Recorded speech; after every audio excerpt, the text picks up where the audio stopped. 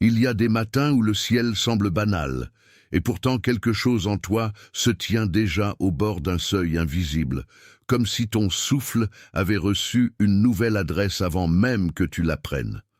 Aujourd'hui, je veux te parler avec cette simplicité grave qui ne force rien, mais qui reconnaît ce qui est là depuis longtemps. Tu as peut-être ouvert les yeux en portant encore le poids d'anciens noms, d'anciens jugements, d'anciennes attentes qui ont tenté de te définir plus fort que la voix de Dieu. Et pourtant, dans le silence de cette heure, il existe une vérité qui ne tremble pas, une vérité qui ne dépend ni de l'humeur des autres, ni du bruit du monde. Elle attend seulement d'être entendue. Elle ne crie pas, mais elle tient. Elle ne s'impose pas, mais elle demeure. Et si tu la laisses entrer, elle ne fera pas de toi quelqu'un d'autre. Elle fera tomber ce qui n'était pas le tien. Ce moment n'est pas un spectacle, c'est une reconnaissance. C'est le passage entre ce que l'on t'a dit et ce que tu es en train de devenir. C'est aussi pourquoi ton cœur sent parfois une fatigue étrange quand tu essaies de vivre sous un nom qui ne te convient plus. Tu peux marcher dans une rue pleine, monter dans un bus, ouvrir ton téléphone, répondre à des messages, et malgré tout sentir qu'une part de toi attend encore qu'on l'appelle autrement. C'est cela que le ciel voit, et c'est cela que cette parole vient toucher, doucement, sans te briser, mais sans te laisser intact dans le mensonge. Je te parle comme à quelqu'un qui a longtemps appris à se tenir droit, même lorsque l'intérieur vacillait. Il y a des vies qui ont passé des années à sourire au-dessus d'un vide discret, à faire semblant que tout allait bien, à répondre avec politesse alors que le cœur demandait encore où se trouvait sa place. Tu n'es pas étrange pour avoir ressenti cela. Tu n'es pas faible parce que certaines nuits ont semblé plus longues que les autres. Il y a une heure dans la vie où les choses cessent d'être seulement supportées et commencent à être révélées. Cette heure peut ressembler à une cuisine silencieuse, à une tasse chaude entre les mains, à une chaise près de la fenêtre où tu restes immobile quelques secondes de plus que d'habitude. Elle peut ressembler à un trajet familier où tu regardes défiler les rues sans vraiment les voir, parce qu'une phrase intérieure est en train d'arriver. Attention, vous devez comprendre ce qui se passe. Maintenant, certaines personnes se sont éloignées, certaines portes se sont fermées, et des situations qui semblaient sûres ont commencé à changer sans explication. Ce n'est peut-être pas une coïncidence. Le protocole secret des élus a été créé pour ceux qui sentent que Dieu réorganise leur vie, mais qui ne comprennent pas encore la raison de tant de pertes, de silence et d'interruptions. À travers cette étape, vous apprendrez à reconnaître ce qui doit être laissé derrière vous, ce qui est en train d'être protégé, et quels signes peuvent apparaître avant un grand changement. Ne forcez pas des portes qui ont peut-être été fermées pour vous protéger. N'insistez pas auprès de personnes ou sur des chemins qui ont déjà accompli leur rôle dans votre parcours. Il arrive un moment où insister cesse d'être de la foi et devient de la résistance. Découvrez maintenant le protocole secret des élus. Je l'ai laissé pour vous tout en haut des commentaires de cette vidéo, avec plus de poids que les bruits autour de toi. Cette phrase dit que ton identité ne commence pas dans ta performance. Elle ne commence pas dans ton passé. Elle ne commence pas dans les regards qui ont tenté de te mesurer. Elle commence dans celui qui t'a vu avant que tu ne sois nommé par les circonstances. Tu n'as pas été fabriqué par l'opinion. Tu as été gardé par la main qui sait exactement ce qu'elle a semé en toi. Et même si tu n'as pas encore tout compris, quelque chose en toi sait déjà que la vérité est plus proche que la fatigue. Cette proximité n'est pas spectaculaire. Elle est fidèle. Elle entre comme une lumière discrète sur le sol du matin, sans demander la permission, mais avec assez de douceur pour que ton âme ose rester présente. Et quand ton âme reste présente, elle commence à reconnaître sa propre voix. Il y a une différence entre porter un nom et habiter une identité. Beaucoup de gens prononcent leur vie comme un résumé, alors que Dieu la prononce comme une promesse encore en train de s'ouvrir.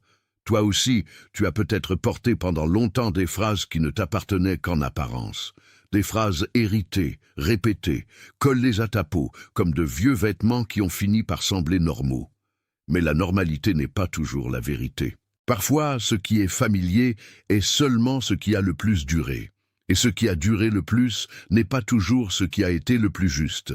Dans l'Écriture, il y a souvent ce moment où l'ancien nom ne peut plus contenir la rencontre, où Jacob ne peut plus rester Jacob après l'aube, où le chemin d'hier ne suffit plus pour le pas d'aujourd'hui.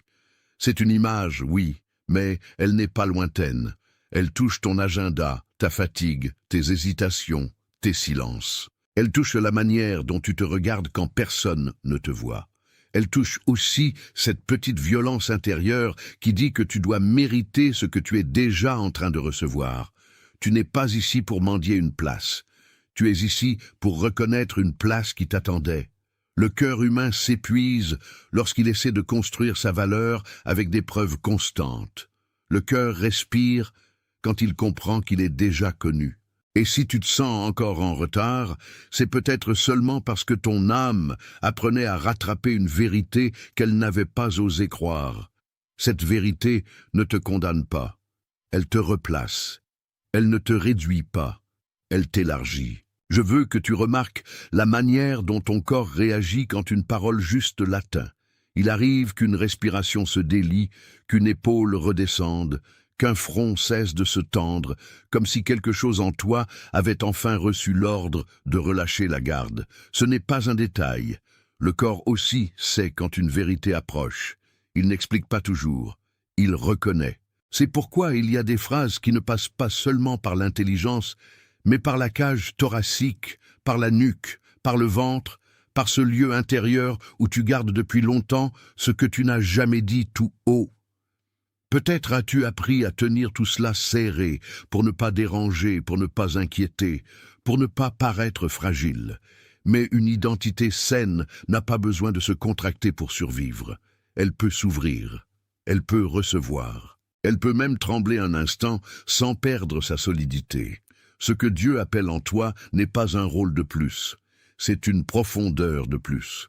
Et la profondeur se découvre souvent dans le calme, pas dans l'agitation. Regarde bien ce que le silence fait quand il n'est plus une menace. Il devient un lieu de vérité, il devient un seuil, il devient la pièce où l'on cesse de jouer un personnage pour écouter une présence. Ce passage peut te sembler discret, mais il a le poids des choses décisives. Il y a des décisions qui commencent par une simple paix dans la poitrine. Il y a des retours qui commencent par une fatigue qui ne veut plus mentir. Il y a des reconstructions qui commencent par une phrase très simple. Je n'ai plus besoin de me faire petit pour être acceptable. Et si cela t'effraie un peu, c'est normal, car une vraie identité ne caresse pas toujours nos habitudes. Elle les défait pour que la vie circule à nouveau. Tu as peut-être déjà remarqué que certaines portes ne s'ouvrent pas sous la pression, mais sous la présence. Plus tu t'acharnais, plus elles restaient fermées, et quand tu t'es tenu devant elles avec moins de bruit, quelque chose a commencé à bouger. C'est ainsi que la vérité travaille souvent. Elle n'entre pas comme une tempête, elle s'installe comme une lumière qui révèle ce qui était déjà là. Le monde aime les titres, les résumés, les étiquettes rapides. Le ciel, lui, travaille avec des profondeurs, avec des appels, avec des renaissances plus lentes mais plus vraies. Tu n'es pas défini par le moment le plus dur que tu as traversé. Tu n'es pas enfermé dans la version de toi qui a survécu tant bien que mal. Il y a en toi une part qui n'a jamais été abîmée par l'histoire, une part qui demeure gardée, intacte, attentive, appelée. C'est cette part qui entend la parole avant tout le reste. C'est cette part qui sait que la honte n'a pas le dernier mot. C'est cette part qui sait aussi que la patience n'est pas une punition, mais parfois le couloir où l'identité se retrouve. Tu as peut-être confondu le délai avec l'abandon. Tu as peut-être cru que le silence signifiait l'absence. Pourtant, il existe des silences qui préparent, des lenteurs qui nettoient, des retards qui protègent. Ce que tu appelles lenteur peut être en train de te sauver d'une version trop petite de toi-même. Et ce que tu appelles fin peut être seulement le couloir d'entrée vers une vérité plus vaste. La vérité n'est pas toujours confortable. Elle est pourtant toujours libératrice quand elle est reçue dans la présence. Il y a quelque chose de profondément humain dans le fait de chercher un miroir pour savoir qui l'on est. On regarde le visage des autres, on écoute leurs réactions, on attend parfois leur approbation comme si elle devait compléter ce qui manque. Mais les miroirs humains sont instables, ils grossissent un défaut, ils oublient une grâce, ils se fatiguent de nous voir changer. Voilà pourquoi ton identité ne peut pas reposer sur eux. Tu es plus vaste que le regard qui t'a mal compris, plus vaste que la peur qui t'a retenu, plus vaste que la comparaison qui t'a diminué. Lorsque la vérité de Dieu touche un cœur, elle ne lui donne pas un costume plus brillant. Elle lui rend sa place réelle. Elle lui rend sa gravité douce. Elle lui rend cette clarté qui n'a pas besoin de se défendre en permanence. Je pense à la manière dont une maison se reconnaît quand on rentre après un long trajet. Tu n'as pas besoin de tout expliquer à la porte. Tu sais simplement si tu es au bon endroit. Dans l'esprit, il y a aussi ce genre de reconnaissance. Quelque chose en toi commence à dire « Je me souviens. Je me souviens de ce qui était juste avant que le doute fasse du bruit. Je me souviens de la sensation d'être attendu. Je me souviens d'un nom plus grand que mes blessures. » Et cette mémoire n'est pas nostalgique. Elle est vivante. Elle se lève quand ton âme cesse de se battre pour l'image et commence à recevoir la vérité. C'est une forme de délivrance silencieuse. Elle ne fait pas toujours de bruit à l'extérieur, mais elle change la manière dont tu respires à l'intérieur. Et ce changement intérieur prépare la route à quelque chose de plus solide que la simple confiance, une identité reçue, non fabriquée. À mesure que cette parole descend, elle peut déranger des accords anciens en toi. Il y a des pactes invisibles que tu as passés avec la peur, des compromis très discrets avec l'insuffisance, des habitudes de camouflage qui t'ont semblé prudentes, mais qui t'ont aussi fatigué. Reconnaître cela n'est pas une accusation, c'est une délivrance en train de commencer. Le but n'est pas de te faire honte de ce que tu as porté, le but est de te rendre libre de continuer à le porter. Il existe une différence immense entre la mémoire et l'identité. La mémoire raconte ce qui t'est arrivé. L'identité dit ce qui ne peut pas être effacé par ce qui t'est arrivé. Cette distinction change tout. Elle change la manière dont tu regardes ta journée, dont tu traverses une conversation difficile, dont tu te tiens devant tes propres limites. Tu peux être fragilisé sans être disqualifié. Tu peux être en construction sans être absent.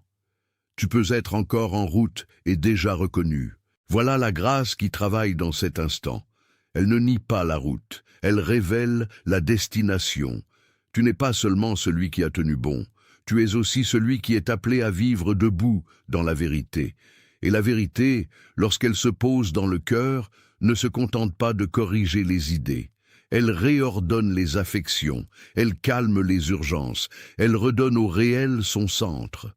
Ce centre est plus fort que l'opinion, plus stable que l'émotion, plus vaste que le doute. Là où tu te sentais dispersé, tu commences à être rassemblé. Je veux te conduire encore un peu plus loin dans ce lieu, car il y a des reconnaissances qui doivent être dites à voix intérieure avant d'être tenues dans le quotidien.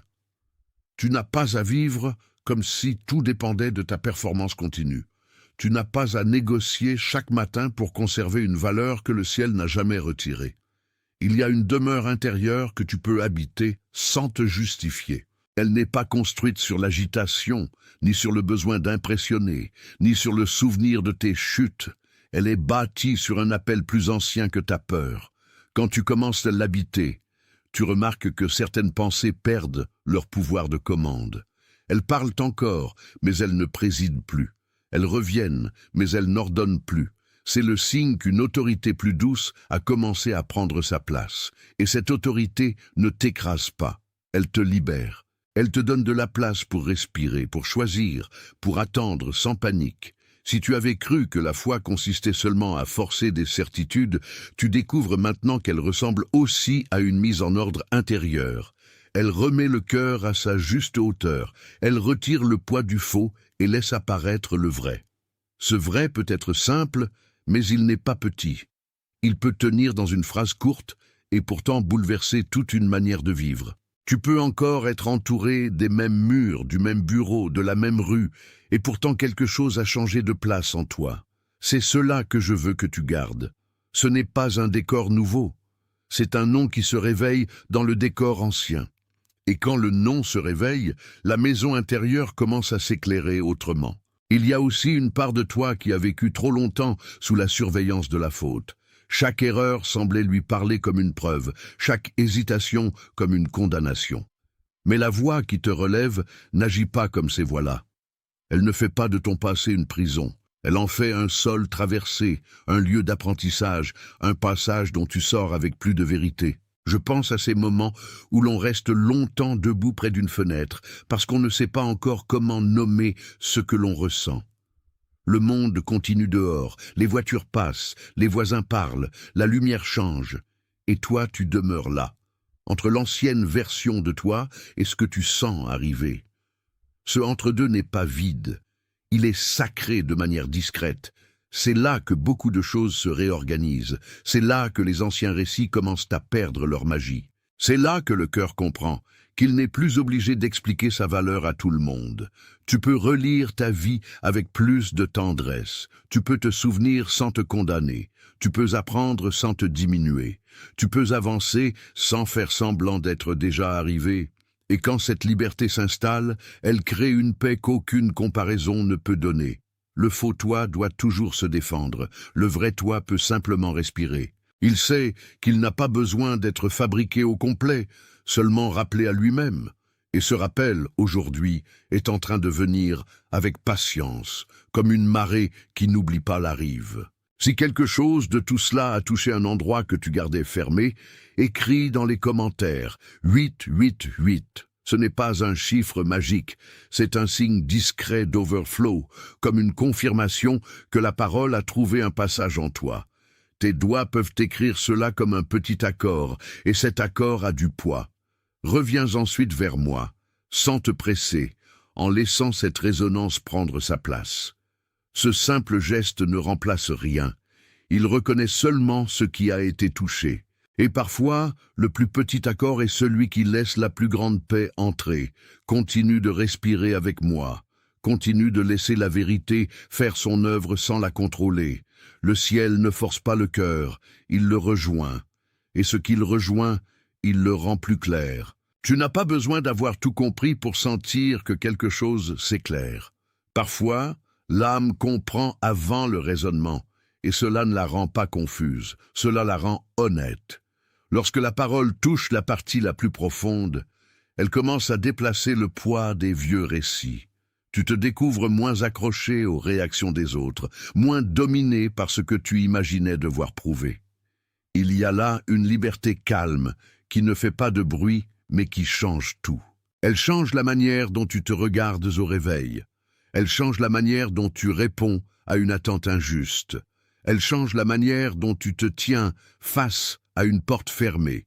Et quand une identité vraie commence à prendre racine, elle transforme aussi la façon dont tu racontes ta propre histoire.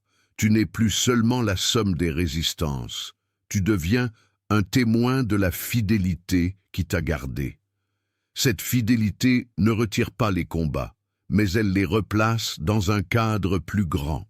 Tu peux donc cesser de t'éparpiller en tentant d'être tout pour tout le monde. Tu peux choisir la vérité sans publicité. Tu peux vivre ce qui est juste, même si cela ne reçoit pas d'applaudissements. Voilà le genre de force qui ne dépend pas des circonstances. Voilà le genre d'assurance qui grandit dans le secret, puis se voit dans la façon dont tu marches. Je sens ici une invitation à rester simple. Simple dans l'écoute, simple dans le choix, simple dans le retour vers ce qui est vrai. La simplicité dans le spirituel n'est pas une pauvreté, c'est une profondeur qui a cessé de se distraire. Et pendant que cette parole s'installe, regarde ce qu'elle fait à tes anciennes défenses. Elle se crispe d'abord, puis elle se fatigue, puis elle découvre qu'elles n'ont plus à mener toute la maison. C'est un soulagement inattendu. On croit souvent que les protections sont de la force, mais beaucoup d'entre elles sont seulement de vieilles habitudes de survie. Elles ont servi un temps. Elles n'ont pas vocation à régner toujours. Il est possible qu'en ce moment même, tu sentes une petite lutte entre ce que tu as appris à attendre de la vie et ce que Dieu est en train de te rendre possible. Ne t'effraie pas de cette lutte. Elle signifie que le vrai se rapproche de la surface. Elle signifie que le mensonge perd du terrain. Elle signifie qu'un seuil est en train de s'ouvrir. Tu n'as pas à pousser la porte avec violence. Tu as seulement à demeurer là où la vérité t'appelle. Il y a une douceur ferme dans cette manière d'avancer. Elle ne te demande pas d'être héroïque, elle te demande d'être vrai. Et être vrai, parfois, commence par admettre que l'on a longtemps vécu comme si l'on devait gagner sa place au lieu de la recevoir. Mais la place qui vient de Dieu n'est pas un salaire, c'est un appel, c'est une maison, c'est une appartenance. Et l'appartenance vraie fait cesser bien des guerres intérieures. Ton âme se fatigue moins quand elle n'essaie plus de se faire adopter par le monde. Elle se repose, elle se tient, elle se laisse guider, elle écoute ce qui a toujours été plus sûr que sa propre peur. Je veux que tu sentes à quel point cette parole peut devenir concrète dans ta journée. Elle ne reste pas dans les hauteurs. Elle descend dans les gestes minuscules, dans la manière dont tu prends ton téléphone sans te précipiter, dans la façon dont tu entres dans une pièce sans te demander d'abord comment tu seras perçu, dans le choix de parler moins contre toi-même. Tout cela compte. Les grandes transformations se trahissent souvent dans de petites décisions. Il y a une sainteté ordinaire dans le fait de ne plus se trahir pour être accepté. Il y a aussi une forme de paix dans le fait de ne plus courir après des validations qui ne nourrissent pas vraiment. Quand tu acceptes cela, ton regard change. Les choses les plus simples deviennent plus nettes. Le café du matin, la lumière sur une table, le silence avant un message, la poignée d'une porte, tout cela peut devenir un rappel discret que tu n'es pas abandonné au hasard. Tu es accompagné dans la construction. Tu es gardé dans le passage, tu es travaillé sans être détruit. Et parfois, le changement le plus profond ressemble simplement à une moindre agitation intérieure. Tu réagis moins vite, tu t'expliques moins compulsivement, tu te presses moins pour combler un vide qui n'a jamais été le tien. C'est ainsi que l'identité retrouvée commence à porter du fruit. Elle ne fait pas seulement sentir quelque chose, elle change une manière d'exister. C'est là que la parole cesse d'être un beau son et devient un chemin. Et ce chemin, tu peux le marcher sans regarder sans cesse derrière toi. Je sais aussi que certaines blessures donnent envie de se cacher derrière des attitudes très solides. On apprend à paraître fort, à paraître indifférent, à paraître occupé, pour ne pas montrer les endroits encore sensibles. Mais la force la plus vraie n'est pas celle qui cache tout, c'est celle qui permet d'habiter la vérité sans s'effondrer. Peut-être n'as-tu jamais entendu clairement que ta sensibilité n'est pas une preuve de faiblesse. Elle est parfois l'endroit où la vérité te rencontre le plus vite. Elle tremble, oui, mais elle perçoit.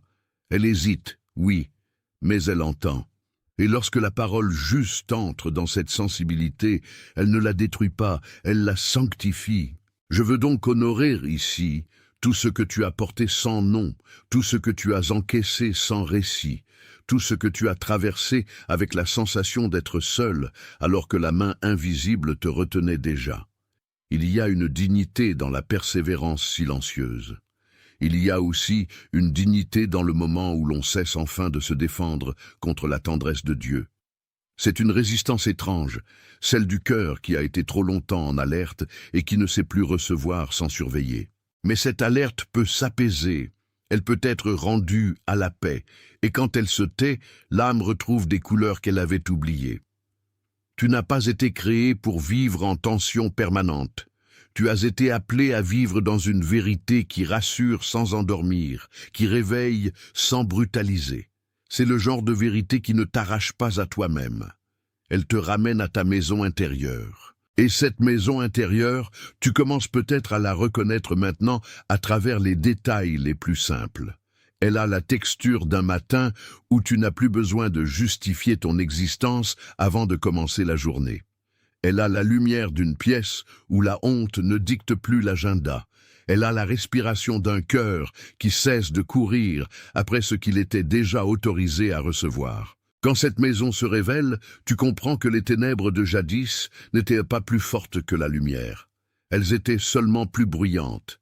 et le bruit, souvent, masque la vérité jusqu'à ce qu'une paix suffisamment profonde l'emporte. Ce qui t'est rendu ne ressemble pas à une récompense extérieure. Cela ressemble à une cohérence intérieure. Tu retrouves l'alignement entre ce que tu sais au fond et ce que tu acceptes de vivre. Tu retrouves la capacité de dire non sans dureté, oui sans peur, attendre sans paniquer.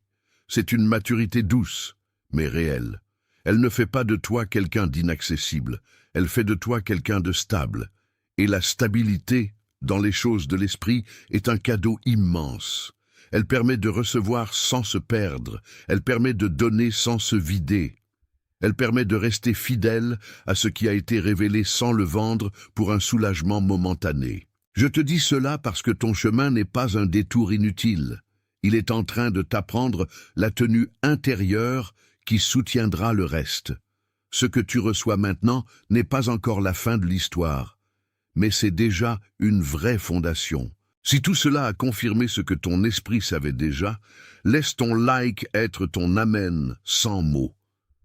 Pas comme une mesure, pas comme un chiffre, mais comme un accord calme avec la vérité qui vient d'être nommée. Ce geste simple peut devenir une manière de dire oui, sans bruit. Reviens ensuite à ce qui est en train de se déposer en toi, sans le disperser. Il y a des confirmations qui ne demandent pas de discours supplémentaires, seulement une présence consentie. Et ce consentement ouvre un espace où la paix s'installe plus profondément. Laisse donc ce oui rester simple, laisse-le être clair, laisse-le reposer dans la partie de toi qui n'a pas besoin de se défendre. Il y a parfois, au milieu d'une parole, un visage qui revient à l'esprit sans prévenir, quelqu'un de silencieusement fatigué, quelqu'un qui cherche sans le dire, quelqu'un qui porte une posture que presque personne ne remarque, quelqu'un qui travaille dur pendant que sa force intérieure s'use en secret. Si une personne comme cela vient de te traverser l'esprit, envoie-lui ce message comme une livraison, pas comme une recommandation. Peut-être qu'elle attendait justement quelque chose de simple pour tenir encore un peu, peut-être qu'elle a besoin de savoir qu'elle n'est pas seule dans ce passage. Peut-être que ton geste sera pour elle une petite porte ouverte au bon moment. Et toi aussi, en partageant ainsi, tu apprends à devenir quelqu'un qui transmet ce qu'il a reçu. Ce n'est pas une stratégie. C'est un acte de soin. Cela signifie simplement que la parole qui t'a rejoint peut rejoindre un autre cœur à travers toi. L'identité vraie ne garde pas tout pour elle. Elle devient passage, elle devient responsabilité douce, elle devient paix distribuée. Et cette paix ne s'épuise pas lorsqu'elle est offerte avec justesse. Au contraire, elle s'agrandit dans le don discret. Voilà pourquoi ce mouvement compte. Il relie ce que tu as reçu à quelqu'un d'autre qui en a besoin maintenant. Avant que cela se referme, écris dans les commentaires « Je suis choisi ». Ce n'est pas un souhait fragile, c'est une confirmation humble de ce que la vérité est en train d'établir. Laisse tes doigts écrire cette phrase comme on pose un sceau sur une porte déjà reconnue. Elle ne crée pas ta valeur, elle la reconnaît. Elle dit simplement que tu acceptes enfin de nommer ce qui a été tenu devant toi. Et si la phrase te paraît trop grande, c'est peut-être justement parce qu'elle touche l'endroit où tu as longtemps vécu sous-estimé. Reviens ensuite à moi et laisse cette déclaration devenir une manière de te tenir plus droit à l'intérieur. Il y a quelque chose de puissant dans le fait de dire oui à son vrai nom. Ce oui ne cherche pas les faits. Il cherche la fidélité. Et la fidélité ici devient un passage vers la paix. Laisse cette phrase te traverser sans hâte. Laisse-la rejoindre ce qui en toi a enfin ses... Attention, vous devez comprendre ce qui se passe. Maintenant, certaines personnes se sont éloignées. Certaines portes se sont fermées. Et des situations qui semblaient sûres ont commencé à changer sans explication. Ce n'est peut-être pas une coïncidence. Le protocole secret des élus a été créé pour ceux qui sentent que Dieu réorganise leur vie, mais qui ne comprennent pas encore la raison de tant de pertes, de silence et d'interruptions. À travers cette étape, vous apprendrez à reconnaître ce qui doit être laissé derrière vous, ce qui est en train d'être protégé, et quels signes peuvent apparaître avant un grand changement. Ne forcez pas des portes qui ont peut-être été fermées pour vous protéger. N'insistez pas auprès de personnes ou sur des chemins qui ont déjà accompli leur rôle dans votre parcours. Il arrive un moment où insister cesse d'être de la foi et devient de la résistance. Découvrez maintenant le protocole secret des élus. Je l'ai laissé pour vous tout en haut des commentaires de cette vidéo.